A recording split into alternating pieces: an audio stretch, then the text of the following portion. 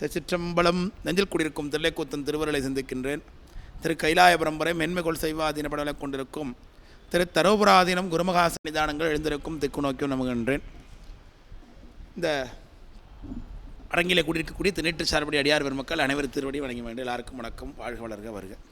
நம்முடைய பெரிய புராண தொடர் சிந்தனை வகுப்பில் நாம் நிறைவு சருக்கமாகிய மன்னிசீர் சருக்கத்தில் இருக்கின்றோம். மன்னிய சீர் மறையாவல் என்ற ஒரு பூசல் வரிவளையால் மாணிக்கும் நேசனுக்கும் அடியேன் என்பது இதில் முதல் அடி. அதில் மறைநாவல் என்ற ஒரு பூசல், வரிவளையால் மாணி, அந்த ரெண்டு நாயன்மாருடைய சரித்திரத்தையும் சென்ற போல விரிவாக பார்த்தாச்சு. அது தொடர்ச்சியாக நேசனுக்கும் அடியேன் என்கிற நிலையில் இருக்கக்கூடிய நேச நாயனாருடைய பெருமையை இனி தொடங்கி பார்க்க இருக்கின்றோம். இந்த நேசனுக்கும் அடியேன் என்று மட்டும்தான் அதில் இருக்குது, வேறு ஒன்றுமே இல்லை. திருத்தொண்ட தொகையில் நேசர் என்றால் அன்பர் என்று பொருள் இருக்கிறது. வேறு எந்த தகவலும் திருத்தொண்ட தொகையில் அந்த நாயன்மார் பற்றின செய்தி நமக்கு கிடைக்கவில்லை. அதனைத் தொடர்ந்து நமக்கு திருத்தொண்டர் திருவெந்தாதியில் என்ன இருக்குது என்பதை நாம் பார்க்க இருக்கின்றோம். நாட்டமிட்டு அன்று அறிவந்திப்ப வெல்படை நல்கினர்தம் தாட்டரிக்கப்பெற்றவன் என்பர் செய்வத்தவர் அறையில் கூட்டும் அக்கபடம் கோவணம் நெய்து கொடுத்து நன்மை ஈட்டும் அக்காம்பீலி சாலிய நேசனை இம்மையிலேயே என்பது திருத்தொண்ட திருவந்தாதி பாட்டு. நாட்டம் இட்டு, நாட்டம் என்றால் கண்ணை குறிக்குது. அந்த பக்கம் ஒரு நாட்டம் விட்டு வரேங்கிறாங்க. அப்படின்னு என்ன அர்த்தம்? நாட்டம், நோட்டம் இதெல்லாம் கண்ணை குறிக்கக்கூடிய சொல், பார்வையை குறிக்கக்கூடிய சொல். அப்போ பார்வை கண்ணுக்கு ஆகி வருது. திருமால் சக்கரப்படையை வேண்டி பெருமானை 2 இடத்துல பூசை பண்ணார். ஒன்று திருவேழிமலை, இன்னொன்று திருமார்பேறு என்று சொல்கின்றோம். திருவேழிமலையில் தன்னுடைய 1000 சகசரநாம அர்ச்சனை செய்தார் பெருமானை. ஒரு நாள் பெருமானுடைய திருவுருளாலே 1000 பூக்களிலே ஒரு பூ குறைந்து போனது. உடனே தன்னுடைய கண்ணே தாமரைப்பூ போல தானே இருக்குது என்று தன்னுடைய கண்ணையே இடந்து பெருமானுடைய திருவடியிலே சார்த்தினார். உடனே பெருமான் பிரத்யட்சமாகி அவருக்கு சக்கரப்படை கொடுத்தார் என்பது சரித்திரம், வரலாறு, எல்லா புராணங்களும் அதை பற்றி பேசுகிறது. அப்போது நாட்டமிட்டு அன்று அரி வந்திப்ப, அரி என்பது இந்த இடத்துல திருமாலை குறிக்கிறது. வந்தித்தல் என்றால் வணங்குதல் என்று பொருள். அய வந்தீஸ்வரம் என்று பெயர். திரு நீலநக்க நாயனாருடைய அவதாரத்தலம் நிறையினார் நெடுமால் நகர் என்று தொண்டர் அரையமூர் சாத்தமங்க என்று திருஞான சம்பந்த பெருமானாரே காட்டியிருக்கின்றார். அந்த கஷேத்திரத்தில் இறைவன் அமர்ந்திருக்கிற கோயிலுக்கு அயவந்தி என்று பெயர். அயன் வந்தித்ததுனாலே இதற்கு அயவந்தீச்சரம் என்று பெயர். அப்போ வந்தித்தல் என்றால் வணங்குதல் என்று பொருள். அப்படி நாட்டமிட்டு அன்று அறிவந்திப்ப வெல்படை நல்கினார்தம். வெல்படைங்கிறது திருமாலுடைய சக்கரமாகிய சுதர்சனம் என்று சொல்லப்படுவது. நல்கினர்த்தம் இல்லை இல்லை இல்லை, வைகிறது தான் திட்டுறது. வைதல், வந்தித்தல்னா வணங்குதல், வந்தனை செய்தல், வந்தனை என்று இருக்கு பாருங்க. ஆமாம், எடுத்துட்டேன். அது நிறைய பேர் அன்றைக்கி வரல அந்த புராணம் நடத்துகிறப்போ. அதனால் நல்கினர்த்தம் தாள் தரிக்கப்பட்டவன் என்று சொல்லுகின்றார். தாள் தரிக்கப்பட்டவன் அப்படின்னா திருவடியை சூடியவன் என்று பொருள். தாள் தரிக்கப்பட்டவன் என்பர் சைவ தவர் அறையில். தவறுனா தவத்தை உடையவர்கள் அடியார்கள். சைவ அடியார்களுடைய அறை. அறைனா என்ன? இடுப்பு. இடுப்பில் அடியவர்கள் என்ன கொட்டிப்பாங்க? கோவணம் கீழ் அணிந்து கொள்வது வணக்கம் இல்லையா?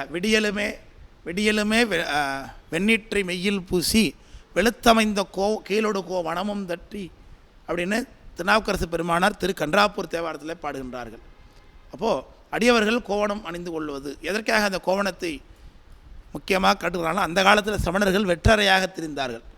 அதனால் உடையணிந்து கொள்வது தான் முக்கிய மரபு. அதனால் மேலாடை கீழாடை அணிகின்றோமோ இல்லையோ கட்டாயமாக கோவணம் அணிந்து கொள்ள வேண்டும் என்பது தமிழிடத்திருந்த வழக்கம். அதை சைவ சமயம் தான் போற்றுகிறது. அதனால் சுவாமியே கோவணம் அணிந்திருக்கின்றார் தான் இருக்குது. அதனால் அடியார்களுக்கு கோவணம் கொடுப்பது, அதுக்கு மேலே கட்டிக்கிறதுக்கு வேட்டி முதலை கொடுப்பது அவரவர் தொண்டு. அவ்வகையில் இந்த நாயனார் என்ன பண்ணியிருக்கிறார்? சைவத்தவர் அறையில் கட்டும் அக்கபடம். அக்கபடம் என்பதற்கு இடுப்பில் கட்டக்கூடிய துணி என்று பொருள். அக்கப்படம் வேட்டி தான், அக்கப்படம் என்று பெயர். அடுத்தது கோவணம் நெய்து கொடுத்து. இதுதான் முக்கியம். பொதுவாக கோவணம்னா என்ன பண்ணுவாங்க? ஒரு பெரிய வேட்டியை கிழித்து அதே கோவணமாக கட்டி கொள்வது வழக்கம். ஆனால் கோவணமாகவே நெய்த துணியை தறியில் போட்டு ஒரு கோவணத்திற்கு எவ்வளோ நீளம் அகலம் வேணுமோ அந்த அளவுக்கு தறியிலேருந்து நறுக்கி எடுத்து அதுக்கு 2 பக்கம் ஓரம் கொடுத்து செய்வது கோவணம். இதை அமர்நீதி நாயனார் புராணத்தில் சுவாமி தன்னுடைய கோவணத்தை நாயனார் தொலைத்து விட்டார் என்று சுவாமி கோவப்படும் பொழுது இவர் வேறொரு கோவணத்தை கொடுக்கின்றார். அந்த கோவணம் இது கோவணமாகவே நெய்தது, பீரிய கோவணம் என்றுங்கிறார். அப்போ துணிலேருந்து கிழித்து கோவணமாக தயார் பண்ணதில்லை, இது கோவணமாகவே நெய்தது என்று அந்த அமர்நீதி நாயனார் காட்டுவதை பார்க்க முடிகிறது. அதுபோல் இங்கே நெய்து கொடுத்துனா இவர் நெய்து கொடுக்குறாருன்னா அப்போ என்ன அர்த்தம்? இவர் நெசவாளராக இருந்திருக்க வாய்ப்பு இருக்குதுன்னு புரிந்து கொள்ள முடியாது.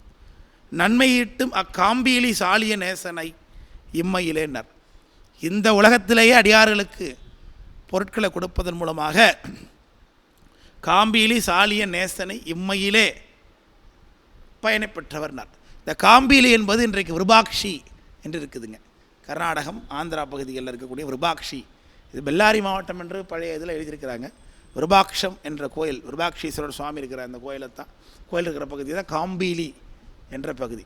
இந்த காம்பீலி என்பது நாயனாருடைய அவதாரப்பதி என்று புரிந்து கொள்ள முடிகிறது. விளங்குச்சா இந்த பாட்டு? இது திருத்தொண்டர் திருவந்தாதி பாடல். இதில் என்ன தெரிகிறது? அவர் சிவருமானை வழிபாடு செய்கின்றவர், பெருமானுடைய அடியார்களுக்கு இடையில கட்டக்கூடிய துணி, கோவணம் முதலியவற்றை கொடுக்கின்றவர். அதனால் இம்மையிலேயே அம்மைப்பயனை அடைந்தவர் என்ற பெருமை உடையவராக இந்த நேசநாயனார் இருக்கின்றார் என்று சொல்லி இந்த திருத்தொண்டர் திருவந்தாதி பேசுகிறது.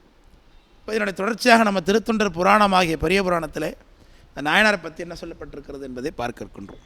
விளங்குதா? சீர்வளர் சிறப்பின் மிக்க செயல்முறை ஒழுக்கம் குன்றா நார்வளர் சிந்தை வாய்மை நன்மையர் வன்னி வாழும் பார்வளர் புகழின் மிக்க பழம்பதி மதிதோய் நெற்றி கார்வளர் சிகரமாட காம்பீலி என்பது ஆகும். காம்பீலி என்கின்ற ஊரை பற்றி பேசுகின்றார் சேக்கிழார் சுவாமிகள் தொடக்கத்தில். சீர்வளர் சிறப்புனர்.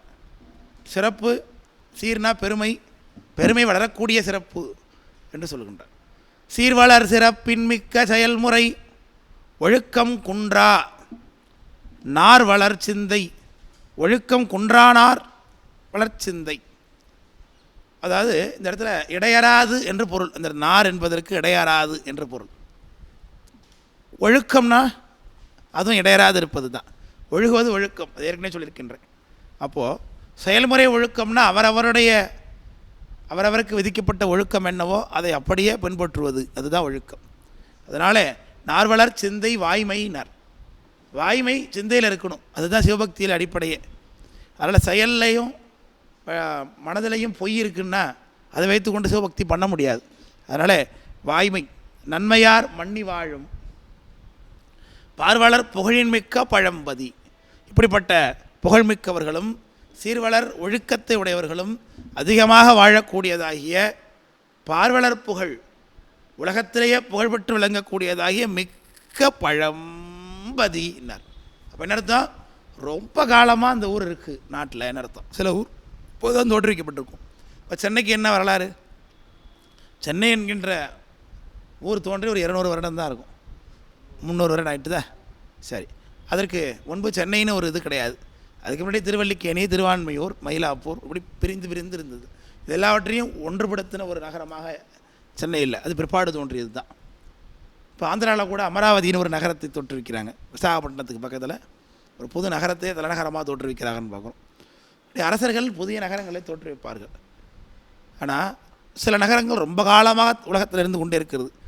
உலகத்திலே பழமையான நகரம் இன்றைக்கு உயிர்ப்போடு இருக்கிற நகரம்னா அது மதுரை. உலகத்திலே ஏதென்ஸ்னு ரோம் நாட்டில் ஒரு நகரம் இருக்குன்னு சொல்கிறார்கள், அதுவும் ரொம்ப பழமையான நகரம். இன்னும் ரோம் நாட்டில் ஜெருசலம்னு ஒரு நகரம் இருக்குது. இதெல்லாம் பார்த்திங்கன்னா ரொம்ப பழமையான நகரங்கள். காசியும் பழமையான நகரம், மதுரையும் பழமையான நகரம், உஜ்ஜைன் அப்படிலாம் சொல்கிறாங்க. நம்ம இந்த நாட்டில் எத்தனை நகரங்கள் இருக்கிறது. அதாவது நகரம்னா மெட்ரோபாலிட்டன் அப்படி சொல்லணும். அந்த காலத்தில் எல்லா வித நாட்டு மக்களும் வந்து கூடியிருக்கக்கூடிய ஒரு காவிரி பூம்பட்டினம், பூம்புகார் அப்படி இருந்திருக்கு இல்லையா. நாகப்பட்டினம் அப்படி இருந்திருக்குது. நாகப்பட்டினம் 18 பாஷை பேசக்கூடிய உலகத்தில் உள்ள அத்தனை நாட்டு ஜனங்களும் அந்த நாகப்பட்டில் வந்து கூடுனாங்கன்னு அதிபத்த நாயனர் புராணத்தில் தான் நம்ம பார்த்தோம், சேக்கராட சாமி காட்டியிருக்கிறார். அப்படி எல்லா நாட்டு மக்களும் வந்து குழுமக்கூடிய வியாபாரத்தலமாக விளங்கி தோன்றக்கூடிய இடமா இருக்கிறது, ரொம்ப காலமாக இருக்கிறது. அதுதான் இந்த பழமையான நகரத்தை குறிக்கும். தில்லை மூதூர் என்றே சொல்லுகின்றார். யார் தில்லை மூதூர்? யார் சொல்கிறா? மணிவாச பெருமான் பாடுறார். தில்லை மூதூர் என்று பாடுகின்றார். அப்படி இந்த காம்பீலி என்பதும் மிக பழமையான நகரம். விருபாக்ஷி என்று சொன்னது தான். இப்போ விருபாக்ஷி தமிழ்நாடு இல்லை. அந்நகர் அதனில் வாழ்வார் அறுவயர் குலத்து வந்தார், மன்னிய தொழில் தங்கள் மரபில் மேம்பாடு பெற்றார், பன்னகாவரணர்க்கு அன்பர் பணிதலை கொண்டு பாதம் சென்னியில் கொண்டு போற்றும் தேசினார் நேசர் என்பாகார். இவர் வழி வழியாக பேச்சாளராக இருந்திருப்பாங்க அவங்களுடைய குடும்பத்தில்.